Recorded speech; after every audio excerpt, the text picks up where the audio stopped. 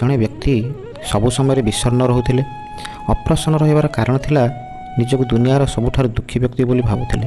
ଯେଉଁ ପରିସ୍ଥିତିରେ ଅଛନ୍ତି ଅନ୍ତତଃ ଭଲ ଅଛନ୍ତି ଓ ଏହା ଈଶ୍ୱରଙ୍କ ଇଚ୍ଛା ବୋଲି ମାନି ନେବାକୁ ନାରାଜ ଥିଲେ। ଦୁନିଆ ସାରା ଲୋକ ସୁଖୀ ଅଛନ୍ତି, ତାଙ୍କଠାରୁ ଖୁବ୍ ଭଲରେ ଅଛନ୍ତି, ସେଇ ଏକା ଦୁଃଖୀ।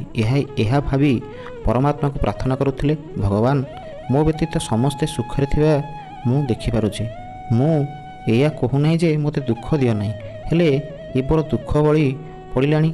ଏଇ ଦୁଃଖ ଟିକେ ଊଣା କରିଦିଅ, ଯେପରି ମୁଁ ସହିପାରିବି।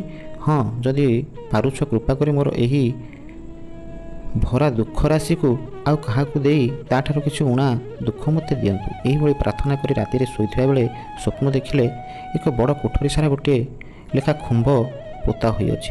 ଘର ସାରା ଏହି ଖମ୍ବ ଛାଇ ହୋଇଯାଇଛି। ସେହି କୋଠରୀ ଭିତରକୁ ଯେ କିଏ ଆସୁଛନ୍ତି ସମସ୍ତଙ୍କ ପିଠିରେ ଗୋଟିଏ ଲେଖାଏଁ ବୋଝ, ବହୁତ ବଡ଼ ବୋଝ, ଓଜନିଆ ମଧ୍ୟ।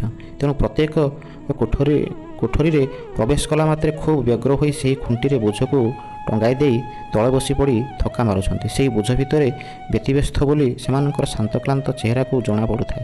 କିଛି କ୍ଷଣ ପରେ ସେ ନିଜେ ମଧ୍ୟ ସେହିଭଳି ଏକ ଗଣ୍ଠିଲି ପକାଇ କୋଠରୀ ଭିତରେ ପ୍ରବେଶ କରିଥିଲେ। ସେହି ଗଣ୍ଠିଲିକୁ ଅନ୍ୟମାନଙ୍କ ଭଳି ଖୁଣ୍ଟରେ ଟାଙ୍ଗି ତଳେ ବସି ପଡ଼ିଲେ। ବସି ପଡ଼ି ସେଠାର ଥକା ମାରୁଥିବା ଲୋକଙ୍କ ଆଡ଼େ ନଜର ପକାଇଲେ। ପ୍ରତ୍ୟେକ ବ୍ୟକ୍ତି ତାଙ୍କର ପରିଚିତ ଜଣାପଡ଼ୁଥିଲେ।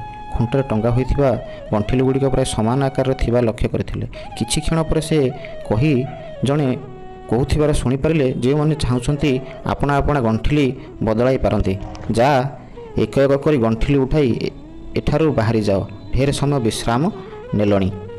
ଏହା ଶୁଣିବା ମାତ୍ରେ ପ୍ରତ୍ୟେକ ମୁହୂର୍ତ୍ତରେ ବିଳମ୍ବ ନ କରି ଦୌଡ଼ୁଥିଲେ ଗଣ୍ଠିଲି ଧରିବା ପାଇଁ।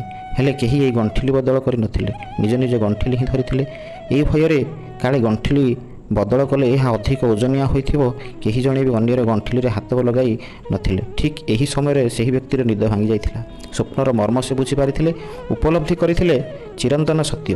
ଏବେ ସେ ବୁଝିପାରିଥିଲେ ନିଜର ସ୍ଥିତିକୁ ନେଇ ଦୁଃଖ କରିବାର ସେଭଳି କିଛି ବଳିଷ୍ଠ କାରଣ ନାହିଁ। ଦୁନିଆରେ ଅନେକ ଦୁଃଖୀ ଅଛନ୍ତି, କାହାର ବେଶୀ ଦୁଃଖ, କାହାର ବା କମ୍।